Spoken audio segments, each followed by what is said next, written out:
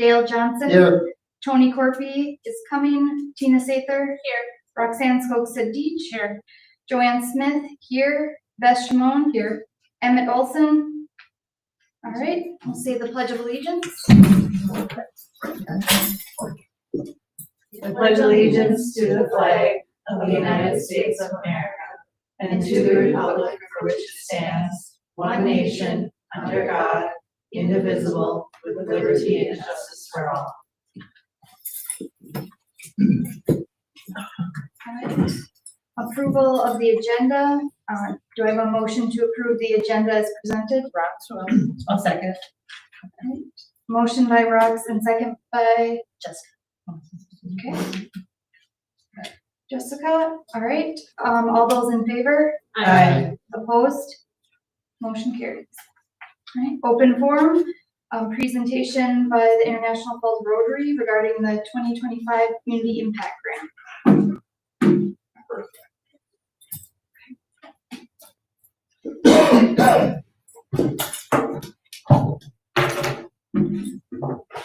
Thanks for the invitation. Oh, my turn on. That helps. Thanks for the invitation. I appreciate it. On behalf of Rotary Club of International Falls, I am pleased to award ISD 361 with our Community Impact Grant.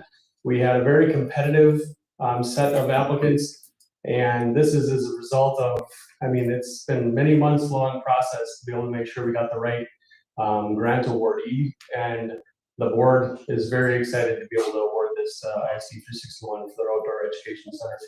We're excited to see it. We're excited to be a part of it, and so congratulations, and we're just super excited to be able to award this to you and the board of the school.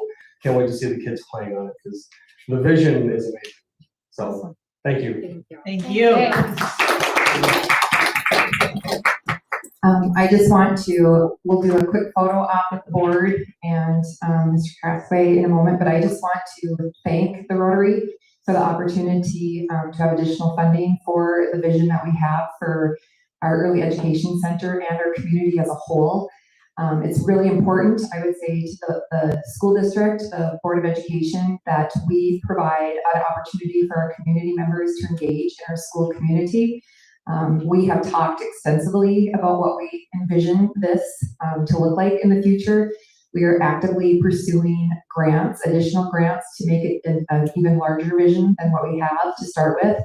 One of the areas, there's two areas which you read in our application that are very important to us as a school district, is to ensure that it's an all-inclusive playground for students with different abilities, and they have the opportunity to play and engage with their peers and have some sensory options. The other piece is that we really want to include a component where families can engage together in the summer, and we also want to have the opportunity to have learning spaces, whether it's during the summertime, the evening when families are out at our fields, in addition to our staff and maybe other teachers within the community, or the division of a pavilion and outdoor tree stumps and play areas, in addition to the everyday play that a playground offers. So we are very grateful on behalf of the 361, and you will have a seat at the table as we develop this together. We do have community partners.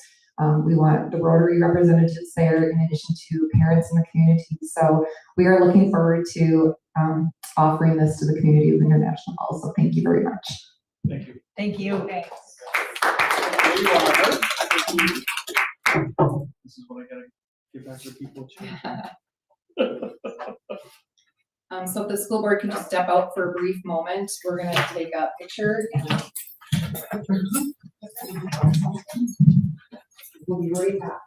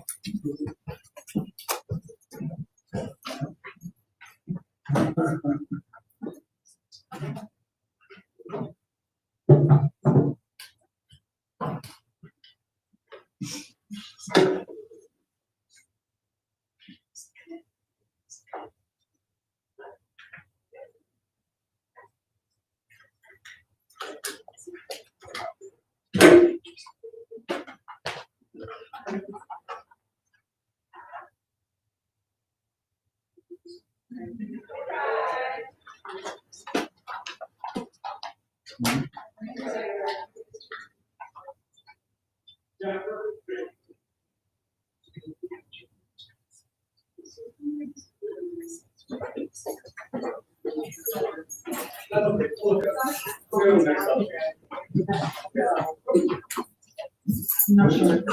But no. Yeah. Okay, thank you very much.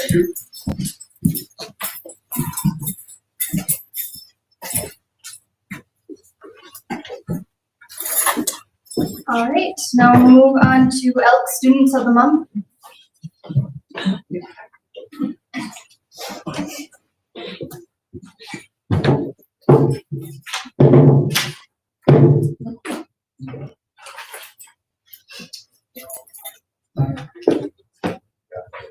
Okay, it is my pleasure to recognize Paxton Sabonin as the January ELK Student of the Month. Paxton is a student whose outstanding character, strong work ethic, and positive attitude make him a valued member of the Falls High School community. He has taken advantage of numerous colleges and schools courses during his time at FHS, demonstrating a commitment to challenging himself academically while preparing for success beyond high school. His willingness to take on rigorous coursework reflects both his motivation and his maturity as a learner. In addition to his academic efforts, Paxton is actively involved in school athletics. He participates in hockey and golf, where he demonstrates teamwork, dedication, and leadership. His involvement in these activities highlight his ability to balance academics with extracurricular commitments while representing his school with pride. When he's not in school, Paxton enjoys spending time with friends, golfing, and playing hockey. These interests reflect his energetic personality and his passion for staying active and connected with others.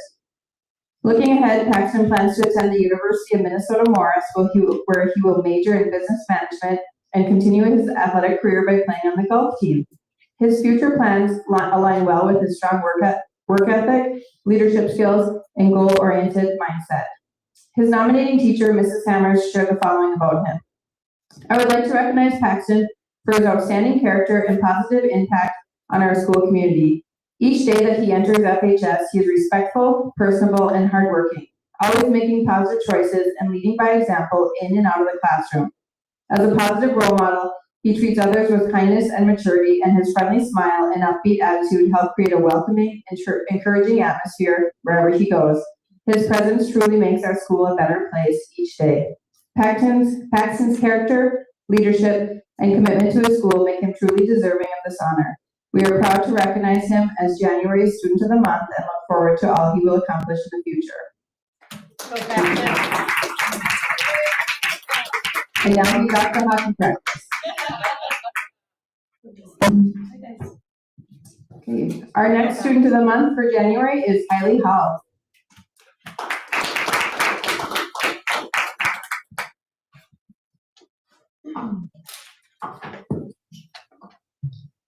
It is my pleasure to recognize Kylie Hall as the ELK's January Student of the Month. Kylie is an exceptional student whose dedication, work ethic, and positive attitude make her a valued member of the Falls High School community. Throughout her time at FHS, she has taken advantage of many concurrent enrollment opportunities, demonstrating a strong commitment to academic excellence and preparation for her future. Kylie consistently approaches her learning with focus and determination, setting high standards for herself and meeting them with confidence. In addition to her academic accomplishments, Kylie has been actively involved in school athletics. She has participated in volleyball and varsity girls cross country during the fall of 2025.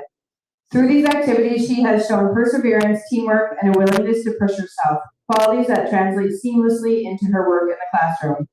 Outside of school, Kylie enjoys spending time with her family, whether talking, watching movies, or simply being together. She also enjoys fishing, walking, and exploring new places, activities that help her relax and recharge while staying active and connected to those around her.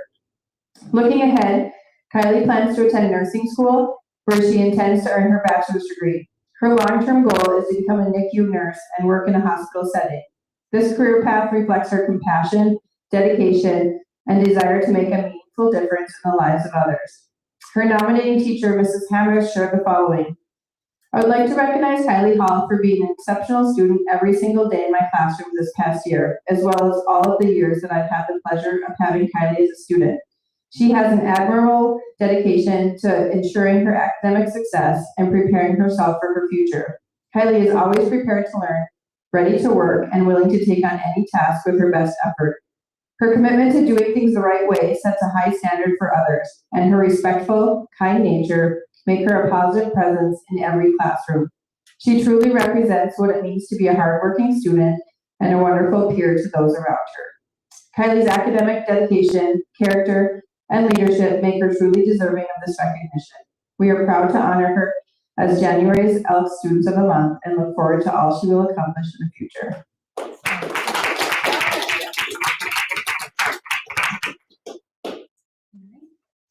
Anybody for public open forum? Nope. All right. Missy, if you wanna just continue. Which folders? Do we have any students coming from past ones for Student of the Month? They're just not here again. Okay, So sports. activities. Okay. Yeah. But they are on the docket. Perfect. And of course, I forgot my enrollment numbers downstairs, but I do know that we were up a couple students. I can email you our updated numbers if that's okay. And I still didn't grab what I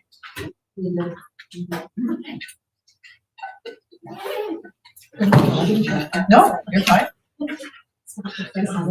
Yeah. She is fine. Yeah.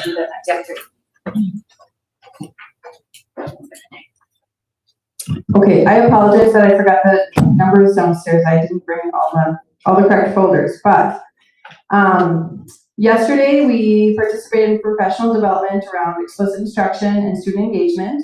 And we also spent time reviewing the results from our student survey in regards to elective interests and future course offerings. And we did a student survey with all of our students in grades 7 through 11. And we met individually with each classes in grades 10 and 11 so that we could just give them more dedicated attention, especially around like college and schools and post-secondary options. We met with the whole grade for 7th, 8th, and 9th grade and did not ask those questions about college and schools just because we didn't feel like we would get really relevant information yet. So we focused more on future elective opportunities that they would be interested in. So it was interesting to see those results, and I can share them with you later when they get analyzed a little closer. But some of the things we thought they would like, they did not select, but then there's other things that we thought we were on with that. Many of them are very excited about some of the referendum offerings that will come with our new construction. So we got some feedback on some of that stuff too, so that we could continue to move forward in a positive direction there. We're also working on getting our CAPTE basic dyslexia diagnostic assessment up and running, and that's a requirement for the REDAC. So anybody who scores in grades 4 through 12, who scores in an at-risk range on our screener, which is FastBridge, then we need to do another diagnostic on them that will tell us kind of the areas that they are showing deficits in and that we need to work on providing interventions for. We used at the elementary school, we used to do the core for this, but now the state of Minnesota is requiring us to either choose through the CAPTE or one other assessment. We chose the CAPTE. Paraprofessionals also participated in training on Monday. They took an 8-hour training on the science of reading, and that was also a requirement from the REDAC. And we had 2 trainers from the Northeast Service Co-op up here training the paras, and they said it went really well. They said the paras were really engaged and really enjoyed the training, so that was good. It is Winter Sports Week this week. We kicked off the week with a fun Pep Fest today. We had some fun MCs, Carter Line, Z. Comer, Brandon McClanahan, and Emmett Olson MC'd our Pep Fest, and they did a great job. We also kicked off our dodgeball tournament that we'll be hosting all week long. That will end in dodgeball champions will face the teachers, and hopefully we're inviting law enforcement to attend as well on Friday morning. We'll be hosting some registration nights and meetings for families in early February, just to talk about trimesters and credit requirements and all the changes that come along with adjusting to a new schedule. So stay tuned for information on that. Likely we'll also be having a registration meeting on a Saturday morning. There'll be more information on that. We're tentatively shooting for February 14th, so just be on the lookout. And then I'm just going to go right into reading Lisa's report because I have her report here too. Unless first, do you have any questions for the high school? Okay, so for Falls Elementary School, she said students are settling back into school routines. They're enjoying winter recess options, including skating in the Bronco Arena and sledding on Bronco Hill. Staff engaged in professional development focused on explicit instruction, strengthening student engagement and vocabulary routines. She also talked about CAPTE they'll be doing the same thing. So anybody in that building as well, at grades 4 through 6, who score in the at-risk range will also be required to be screened using the CAPT. Spring math supplemental math instruction in K through 6 is going well, with a strong focus on building math fact fluency. December and January Students of the Month will be celebrated following the Bronco Pride Assembly. The assembly will include special guests from FHS, including the cheerleaders, mascot, and boys basketball team. Our January schoolwide focus is on gratitude, empathy, and positive attendance habits. We are already planning for spring events, including Read Across America, STEAM Night, and the Spring Book Fair. Save the date for kindergarten registration. It will be held Wednesday, March 4th, 4:30 to 6 p.m., and the theme is Blooming into Kindergarten.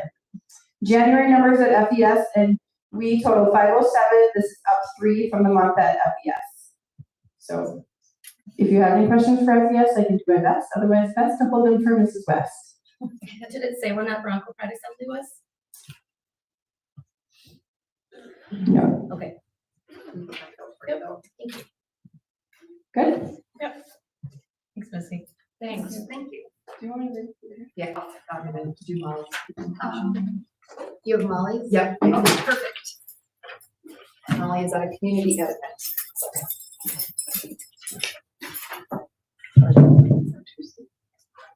Right.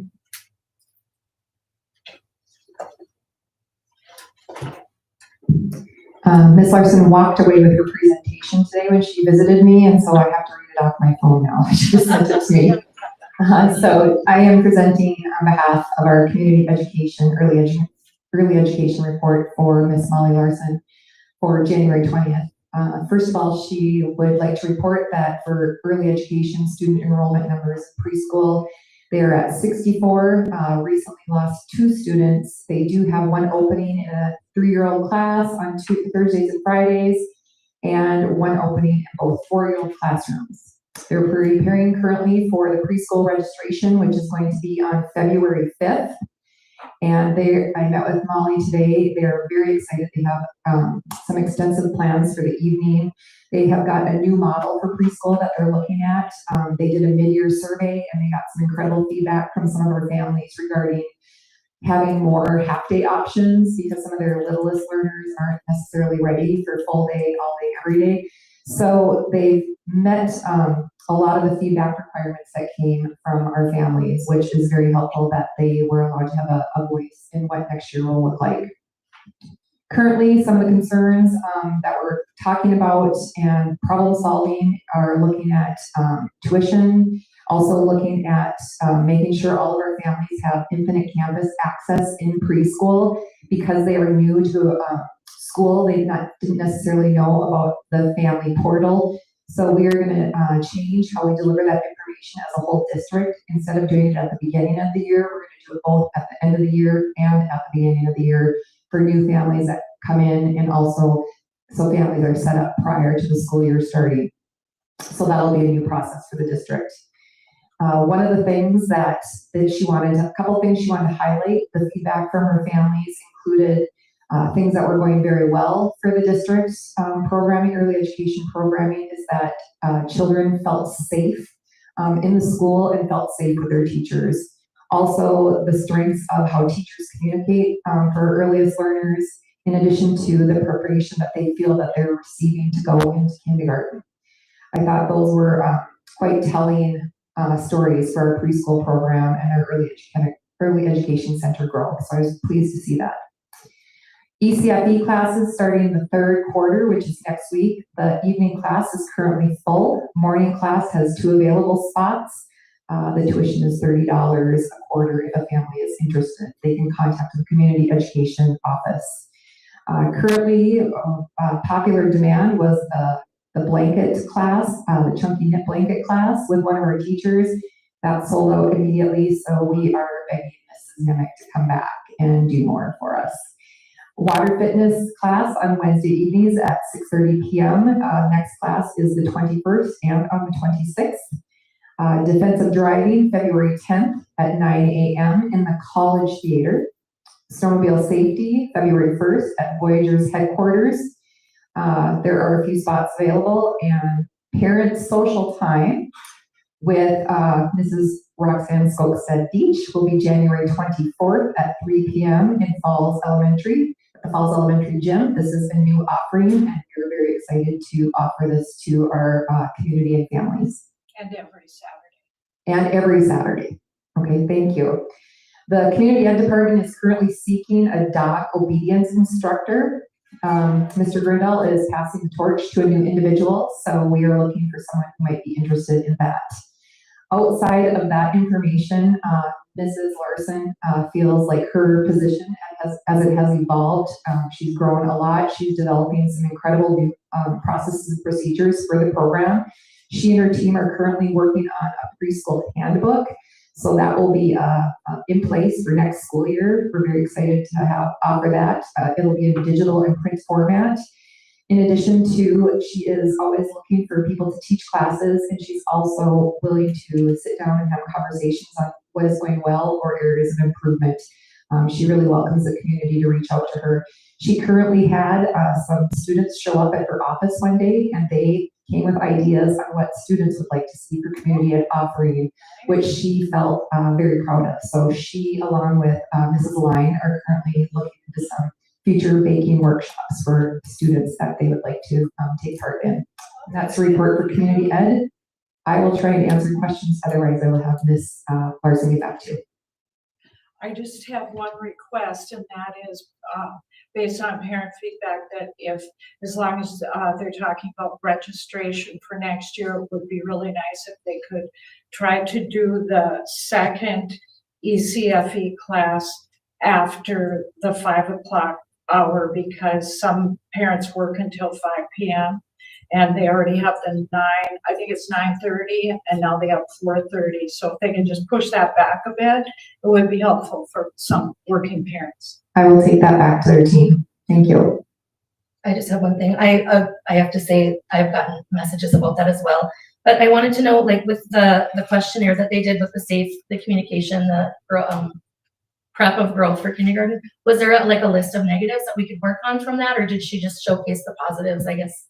No, negatives, I listed just a few that were in there that were consistent ones, and that was revisiting the tuition component. Okay, yep. And Infinite campus. and Infinite campus. And half access. Okay. Yep, those were the two consistent messages in there. Otherwise, they were singletons. And if you want to see those, I could ask her to provide that to the board. Perfect, thank you.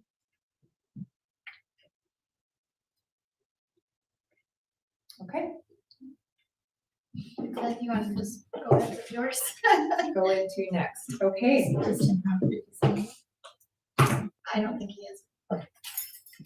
So we had the opportunity to spend Monday in our professional development day with our staff. I spent about an hour and a half with both the high school and elementary teams, and I will work with the early education team at an early out in the future, because they were in the pyramid model training for the entire day, as were the paraprofessionals in the REDAC training. So they will get the same presentation that I did with the rest of the staff on Monday. One of the things that we talked about is how the staff and community are ready for an update on where we're at in the referendum process. So I had Nexus put together just a few brief slides so we could just show this to the public. I will publish these also online, and then defer any questions to our representative committee that works with the referendum, in addition to myself or building principals or Mr. Anderson for facilities. If you have not, as the board, had the opportunity to do a walkthrough for construction, I highly encourage you to do so. The addition at Falls Elementary in our CTE wing is all enclosed, and the floor has started to go in. It is probably the one area in the high school that has created the most excitement because of the size of it, in addition to what future programming will look like. Principal Tate and her team are actively pursuing a number of different partnerships, not only within the community, but also in the classes that we offer. These are in stone, but there's everything from welding and plumbing to building construction. So we're really looking at what offerings we can offer in this space, in addition to just community ed participate in this and offer some things also at school. One of the things I can tell you is the kids are excited, and I think that is the reoccurring theme we hear at the school, is that the kids are very excited about this. Mr. Olson, in addition to Principal Tate and also Linnea, Ms. Inhofe, they are actively pursuing grants for the CTE wing. There are so many grants out there available right now to expand programming because of all the virtual learning that can take place, in addition to everything from 3D printers to machinery, in addition to AI opportunities. So they have received, I received another check today in a grant that they received. So the kids are excited, which makes the staff excited. In addition to the high school, you can see the floor has started to go in. One of the things, we were set back a little bit, is they ended up having to cut out a huge portion of the floor in the space that was not going to go under construction because of the plumbing. So Mr. Olson spent most of his Christmas break here being the site supervisor to make sure his shop landed in place and was ready to go when the school opened. So we're really appreciative of the extra time. He came in and helped move things and got things ready with the team. He has been, I've really leaned on him a lot because of the construction and infrastructure language. And I would say that one of the things that we value most is the collaboration that we've had with Nexus, the team of workers within the community that are working with us and our staff. People have been really flexible. We've asked a lot of them in the construction, and I think every day we just have to keep reminding ourselves that we're one step closer to a finished product. This is the unplanned for areas, and this here that you see, when you walk in, you see that beautiful wall that divides the division into two hallways. We were not quite prepared for the size of this cutting of the floor, but just outside of where the booster sales usually happen, they needed to establish some new piping for the student lounge, the booster group, in addition to the new bathroom infrastructure that's going to happen. So we have a temporary wall that went up downstairs at the bottom of the stairs and to the right because of the safety component to it. So they spent the weekend, in addition to Monday for the professional development day, digging and sealing this hole and installing new plumbing. And they did that in the course of like a 2 to 3 day manner. And the kids are wondering what's going on, but the wall will be coming down once everything gets settled into place. It does create an obstacle, a barrier, site barrier for us, but you can continue to see construction materials coming in, and every day is just very exciting to see what unfolds. The historical Bronco Stadium, that is very exciting because that has been something that has been on the docket for conversation about needing an update for some time for our athletes and our program as a whole. One of the areas that I'm working with right now with Nexus is once they started taking out the flooring area to redo, they found some deep rooted erosion. So we're trying to identify how we're going to fill that and how we're going to maintain the infrastructure in the area that they just pulled out. So I'm currently working with them and some of the options that we have. Outside of that, they are moving nicely to ensure that this will be ready for our Bronco football players this summer going into fall. As you know, Bronco Arena has some huge renovations to it in addition to a recent accident that occurred. This is the infrastructure piece that you see due to the plow that ended up hitting our wall. And so this is going to be part of infrastructure reconstruction at Bronco Arena that needs to be done. One of the things that we want to highlight here is we're going to continue to have the masonry work done, both internally and externally. This is the one opportunity we had to show you this. So we felt it was important to embed in here to ensure that masonry work that is going to be done matches and everything does not look different. So the some of the work has started at Bronco Arena, but it's basic things, lighting, electricity, things like that. The heavy lifting at Bronco Arena will not start until figure skating's over, some of the camps are over. We'll close it down for a period of time, and then we'll get ready to reopen it for summer camps and use over the summer. But really, we can't do much work there at this time because we have Bronco hockey and figure skating in place right now. And we want to make sure that our athletes and our community members have access to our facilities during that time. Next is Falls Elementary. Of all the buildings, I would probably say Falls Elementary has the biggest work that needs to be done to it. And we're having conversations of what can we start early versus what do we actually have to wait for. So Nexus and I are working on a plan with the possibility of starting some of the areas in the main office area, in addition to maybe the STEAM area a little bit sooner than anticipated. But overall, they have been doing a significant amount of lighting and plumbing work. And they have been working in the evening outside of school hours. So they've been working into the night and on weekends, which we really appreciated their willingness to do that for us. The teaching staff, paraprofessionals, and additional staff at the building kitchen team, they've been very flexible in making sure that when they get in the morning, if there is dust or anything left over from the work at night, they let us know, and our facilities team will get in there. But overall, the construction teams that have been in there are very respectful, making sure these rooms are put back in place as needed. So we know that one of the biggest projects will be the addition of the elevator, and that will not be started until school is out because of the heavy lift under that one. But as of right now, we are on schedule, slightly ahead in some areas, and hoping to even move forward sooner, but hoping that it'll be ready to go for the next school year.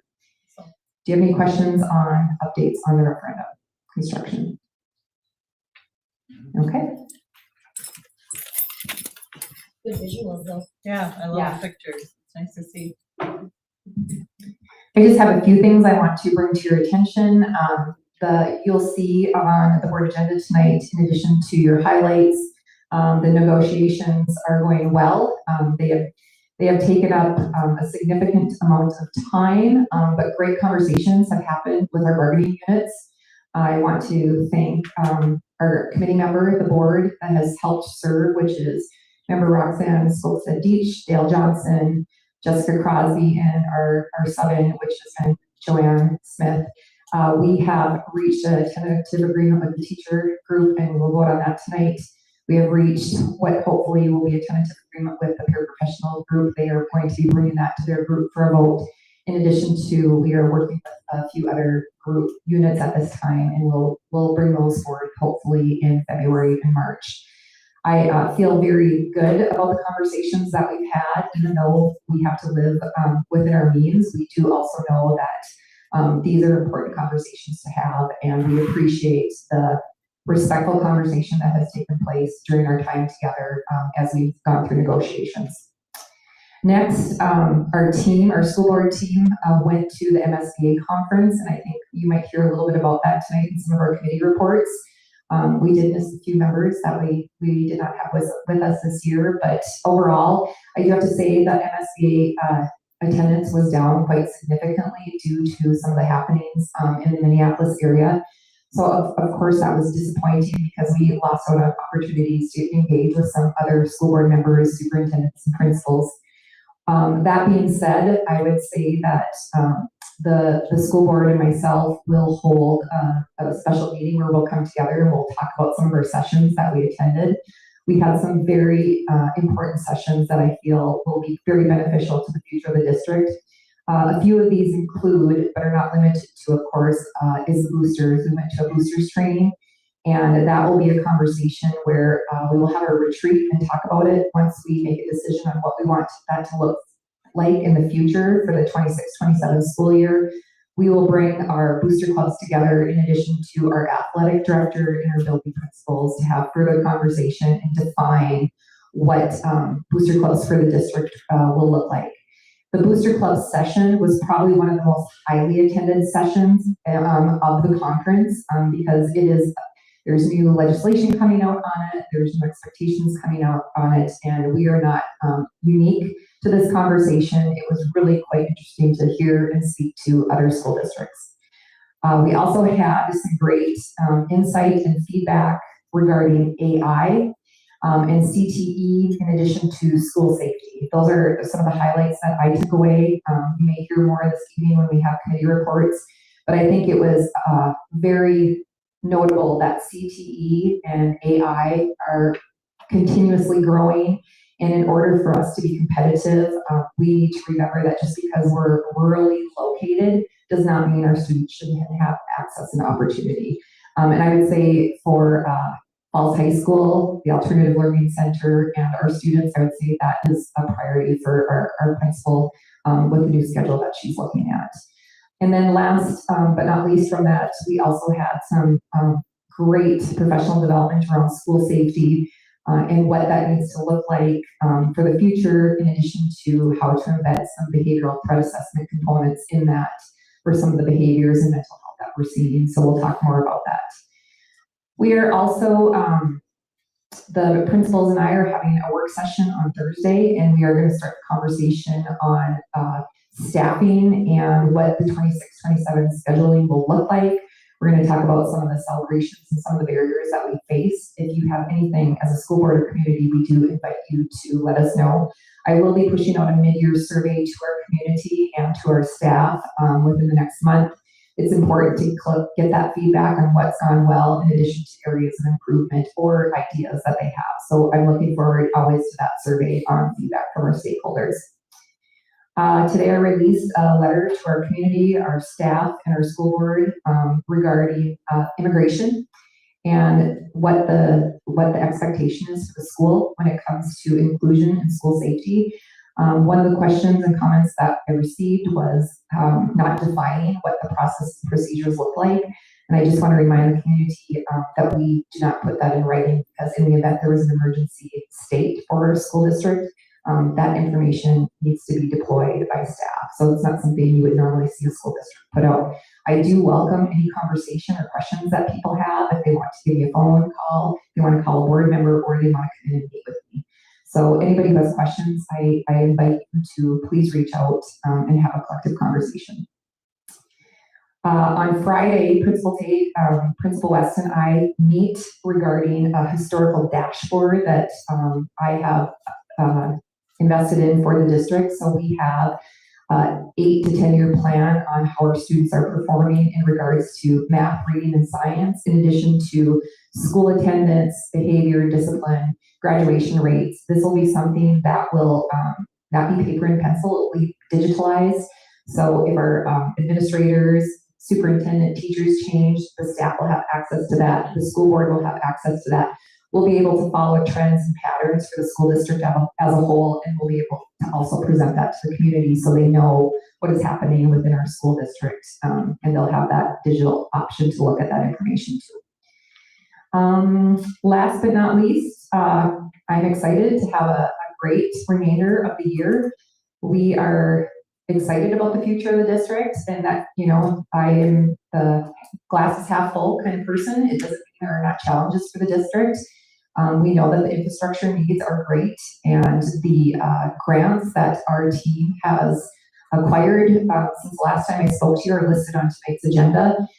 You are going to see, you see on the agenda tonight, and this pains my heart, but Linnea Imhoff, I have decided to assign her to grant writer / CAPE coordinator, the position, and take her off as my assistant. It pains both of us to do that, although Linnea's skill set is in wellness and community and in grant writing. And what she has brought to the district in the short amount of time that she has been here is astounding. She's an incredible worker, and she is dedicated to helping fund the needs of the school district. And I couldn't have asked for a better person to lead that work. So as much as it pains my heart to do that, it is in the best interest of the district. Last, I just want to say that one of the things that the community needs to know is that when we apply for a grant, it does not mean it goes to the general fund and we can disperse it how we want to. And I remind people that that position is specifically for writing grants, and the grant money has to go to what we applied for, and we have to show that information and be very compliant and dedicated to ensure that that money is assigned. And we also look closely at the longevity component of the grants that we apply for, because we want to make sure that we're not applying for grants that's going to incur additional costs for the district year after year after year. So we're very methodical on what we apply for, but also we know that infrastructure of the school district and programming for the school district are priorities for us. So we are getting ready to apply for a current safety grant, and it is quite a large one. So I will update the board as soon as Linnea disseminates that information, and we will hear back on the community mental health school grant in March. That's all that I have for you today. Question. I always hate to interrupt you when you throw out the acronyms, but I always worry that maybe people who are listening really need to be reminded about some of them. And the one that because when I retired, I wasn't, we weren't using that term. So I just want to say CTE, Career Technical Education. Correct. And as long as I'm saying that, then I would like to say at the MSBA conference, I felt that there was a strong emphasis on guiding our curriculum, our coursework towards career and technical education, kind of aligning it that way. So I thought that was exciting. Yeah, there was quite a few sessions on CTE, and I think that you'll continue to see that pathway for years to come. So thank you. Anything else for Beth? All right. Policy committee. We were gonna meet tonight, but we're gonna reschedule. So maybe next week we'll get together and we'll figure out a time that we're gonna meet and finish going over all the policies. And then potentially looking at new policies for boosters. So athletic committee. There are a bunch of random updates, and I'll try not to repeat what Beth said because some of them overlap. Just one follow-up item that we had talked about the last time I gave an update was Tim was looking for rink rats. He reached out to MHS and Student Council and he didn't get any volunteers, so that's off the agenda. Sports fees, we had talked about that last time too, and I gave an update, and they're still working to update Infinite Campus to make sure that it's aligned with what people have paid for their sports fees. Right now, I think it's some people are having issues where things are showing not paid, but they're actually paid. So they're working to align that. Bronco Arena, I think Beth kind of hit about the construction will start after ice show, and their goal is to have it back up and running by the end of June.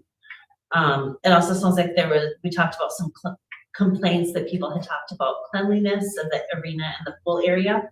And those have been addressed with Jeremy and expectations set. We talked about summer fees. People had circled back on some of those, and the decision was made that no changes were going to be made. Two things we called out, people don't look at is just the cost to cover our janitors is over $77 an hour. Beth mentioned anytime we need someone up here to fix the air compressor, it's $6,000. Sometimes that's multiple times a year. We talked about needing to rein in athletics and activities and see where we have deficit spending. We talked about creating a dashboard for, not us personally, but Beth having someone create a dashboard where we can all see, Beth can see it, the AD, the school board, our different programs for our uniforms. Some teams are saying they need new uniforms or they haven't got them in a certain time frame, where we can go out and easily see that, and where we can see what booster clubs are paying for versus what the school's paying for if somebody does get extra uniforms. And as you mentioned, booster clubs was a big one that we talked about as well, so that we can get something in writing for what the booster club is doing versus what the schools are doing, what they're paying for, what we're paying for, just better tracking of where the money is going. So we have insight for the booster clubs as well. Documentation,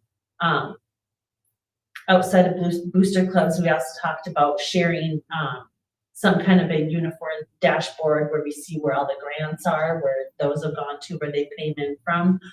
Different fundraising ideas were talked about for our historical buildings, being the arena and football stadium.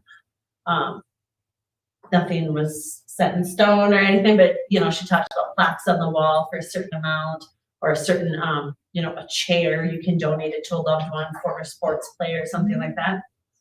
We also talked about we need something for concessions.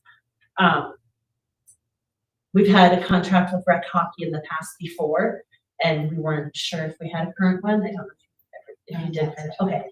So we talked about that, making sure we do have a contract in place and what's in the contract if we don't have one. Different conversations took place about co-ops. Nothing was decided there other than we need to talk about co-ops at another additional meeting.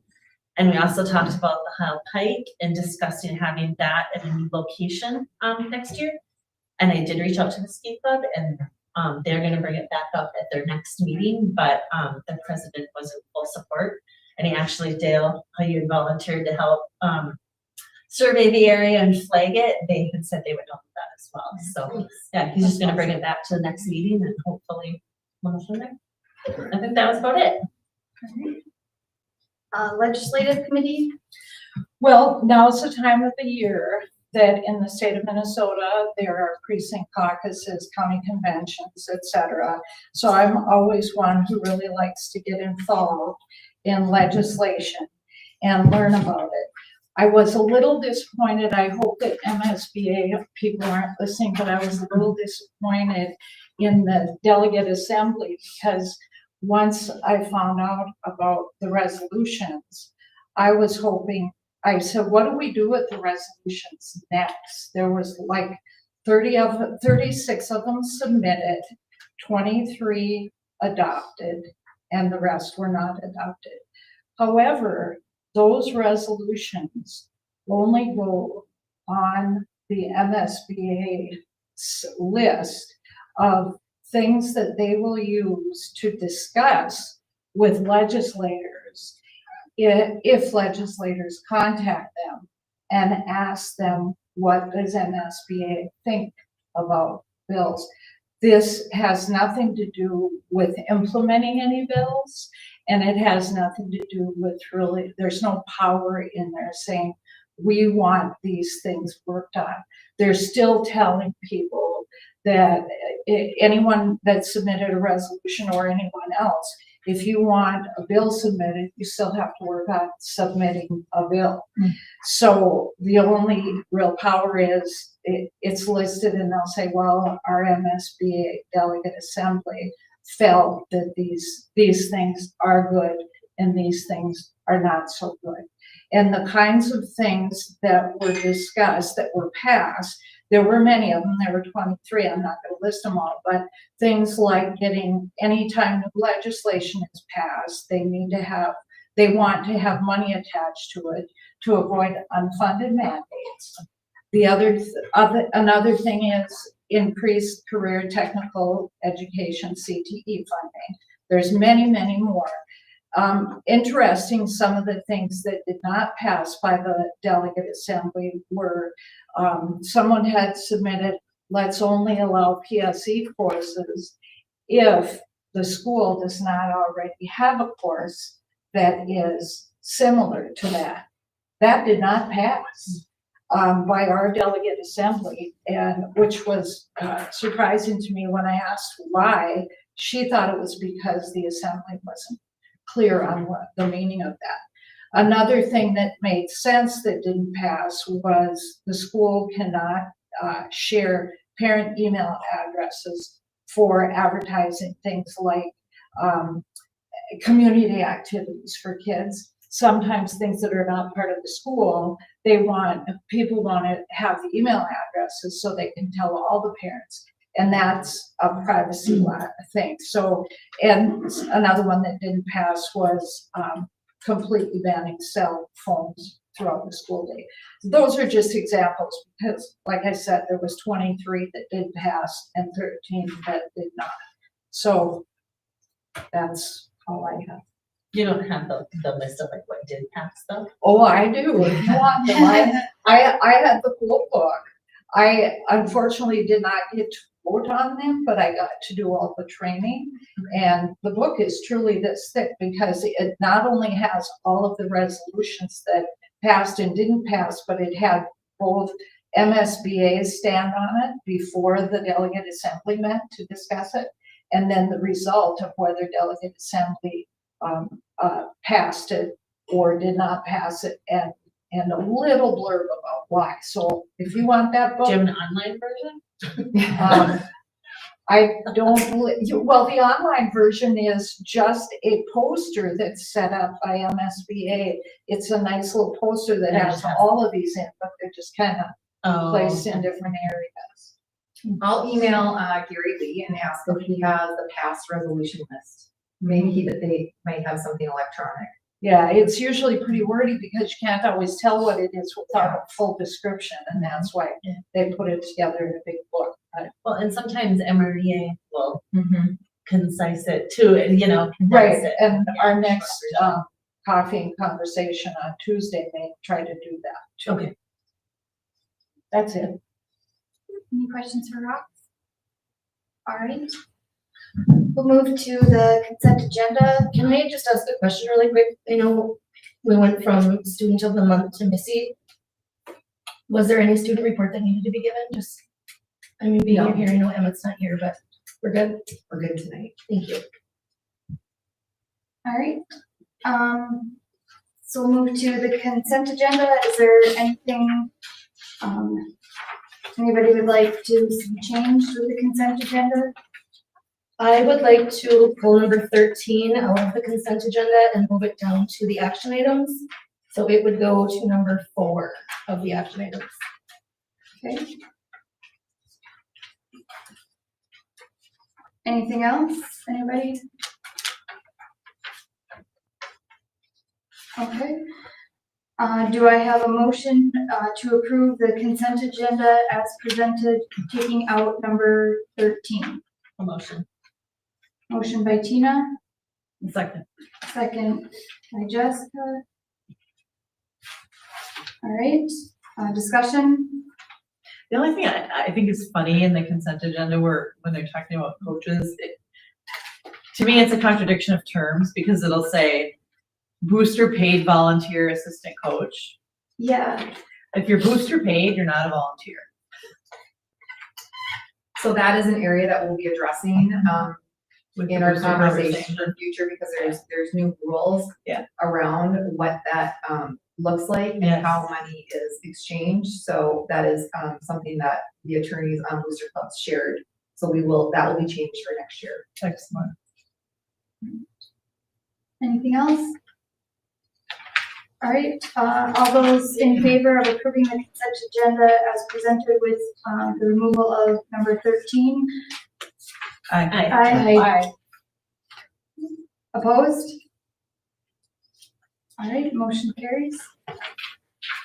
We'll move to action items. Improving systems and structures to create a culture where all are welcome and supported. Resolution of acceptance of gifts and donations.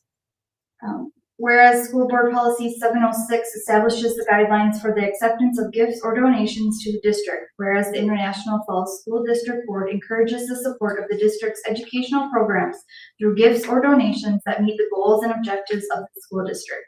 Whereas Minnesota Statute 465.03 states the school board may accept a gift, grant, or devise of real or personal property only by the adoption of a resolution approved by 2/3 of its members.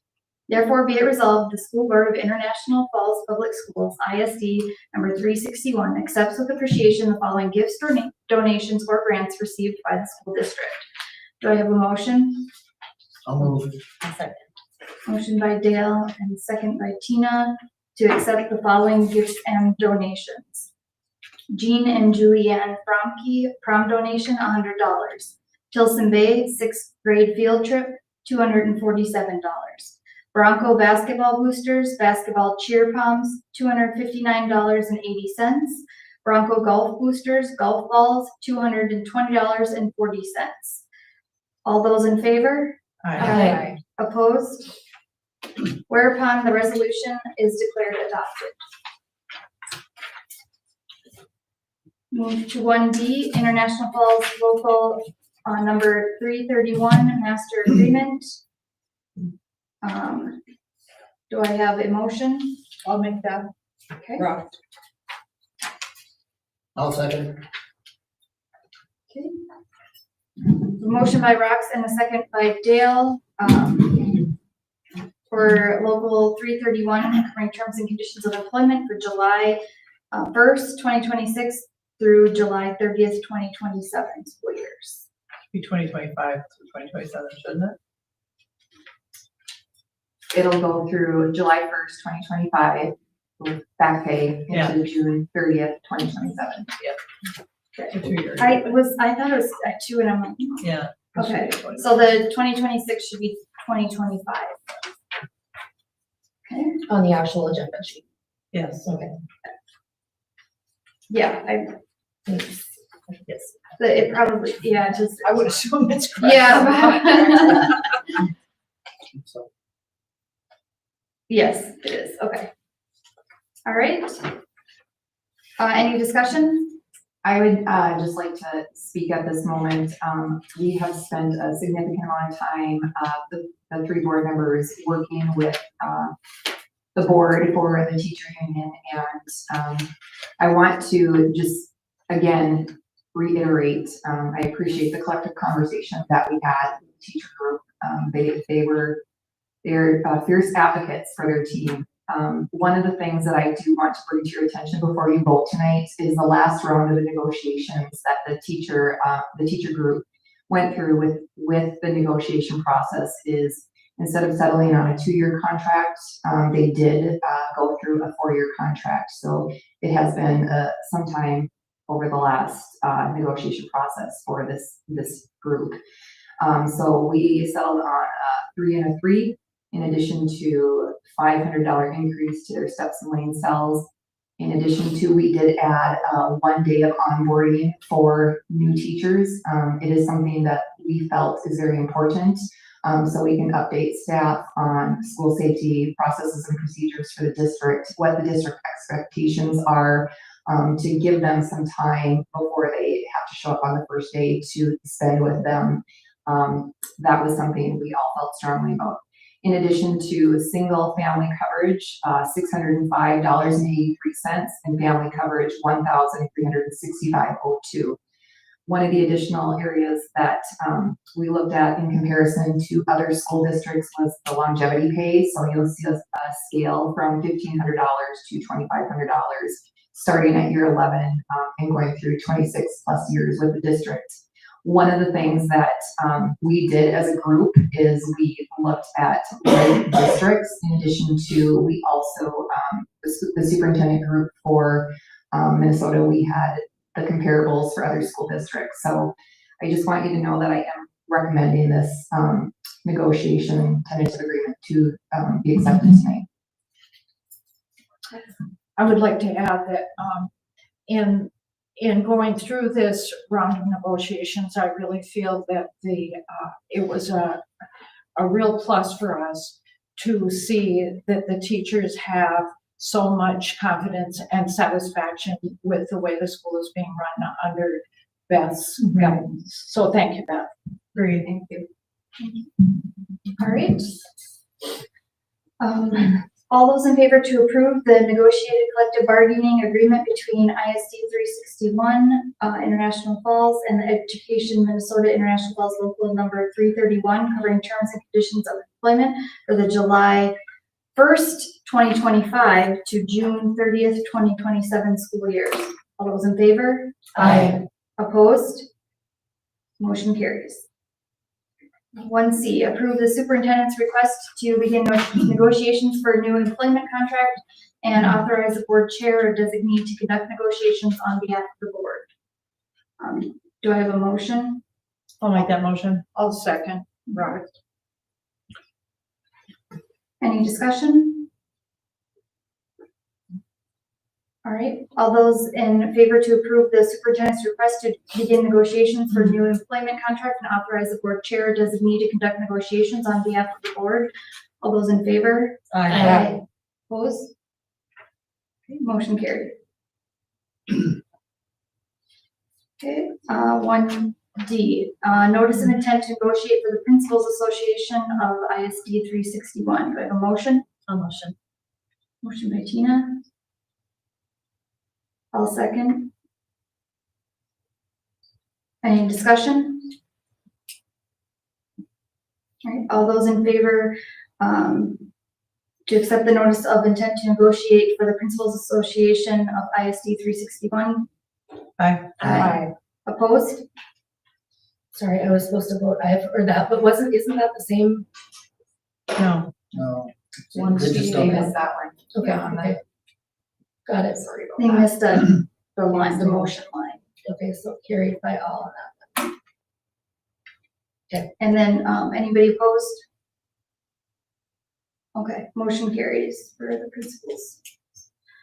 All right, number 2, implementing data-driven teaching practices and staff collaboration to increase student academic success. Approve the acceptance of the Minnesota Power Foundation grant in the amount of $7,500 to support high-quality tools for career and technical education. Motion, A motion. Roxel second. any discussion? All right, all those in favor to approve the acceptance of the Minnesota Power Foundation grant in the amount of $7,500 to support high-quality tools for CTE? Aye. Opposed? All right, motion carries. 2B, approve acceptance of North Star Electric Community Trust Operation Roundup Grant in the amount of $1,000 to support tools for career and technical education. Do I have a motion? A motion. Second. Tina, second by Jessica. Any discussion? All right. All those in favor to approve the acceptance of the North Star Electric Community Trust Operation Roundup Grant in the amount of $1,000 to support tools for CTE? Aye. Opposed? Motion carries. 2C, approve acceptance of the Cushing County opioid settlement grant in the amount of $17,875 to support ALC programming. Do I have a motion? I'll make that motion. Motion by Jessica, Roxel second. second by Rox. Any discussion? Can I ask a question? What is the grant for in specifics to the ALC? Yeah, that's great. And Principal Tate, you can. Yeah, Mr. Everson is using it for events, like evening activities that they're doing at the ALC. He's also, providing food and snacks, and they have a weekly speaker that comes in and talks about different, opioid or drug topics, just healthy lifestyles, different things like that. So that's helping to fund those things. Okay, excellent. Thanks. Any other questions or discussion? That's one thing I just wanted to let you know that Mr. Everson has done an outstanding job in finding additional funding for working with some of our most at-risk youth. And he's also engaged the community in working with our students. So he's had a number of guest speakers come in, and he's also brought our students out into the community. So I would say the ALC programming is going well. We always have room for improvement, but he has been a big advocate for these students and the programs that are being offered to them. That's Great. Thank you. All right. All those in favor to approve the acceptance of the Cushing County opioid settlement grant in the amount of $17,875 to support ALC programming? Aye. Opposed? Motion carries. Number 3, maintain our facilities to be welcoming, safe, and efficient for use by students and the community. 3A, approve acceptance of the International Falls Rotary Community Impact Grant in the amount of $60,000 to support the Early Education Outdoor Center. Do I have a motion? Or sorry, Tina, full motion. I'll second. There's so many of them. I know, there's a lot tonight. All right, motion by Tina and second by Tony. Any discussion? All right, all those in favor of approving the acceptance of the International Falls Rotary Community Impact Grant in the amount of $60,000 to support Early Education Outdoor Center? Aye. Opposed? Motion carries. 3B, approve acceptance of the Cushing County opioid settlement grant in the amount of $23,000 to support the purchase and installation of vape detectors. Have a motion? I will make that motion. Happy to. I'll second. Oh, Tina You got won. that one? Yep. It was quiet. I was gonna ask who said it too. So. All right, motion by Rox and second by Tina. Any discussion? I do have a question. So will these be used in after the bathroom? Yeah. Okay. So these will be installed after the remodel of the bathroom. You need to have some education on them. We have worked with the community on this. Principal Tate and I have some ideas, but we have to do a little bit more digging and research on the proper placement for them, but after construction. Okay, thanks. All right, all those in favor to approve acceptance of the Peachtree County opioid settlement grant in the amount of $23,000 to support the purchase and installation of vape detectors? Aye. Opposed? Motion carries. 3C, approve acceptance of the MPH hydration station grant in the amount of $3,000 to support the installation of a hydration station at West End. Do I have a motion? I'll second. Motion by Jessica and second by Tony. Any discussion? All right, all those in favor to approve the acceptance of the MDH hydration station grant in the amount of $3,000 to support the installation of a hydration station at West End? Aye. Opposed? Motion carries. All right. And now number 4.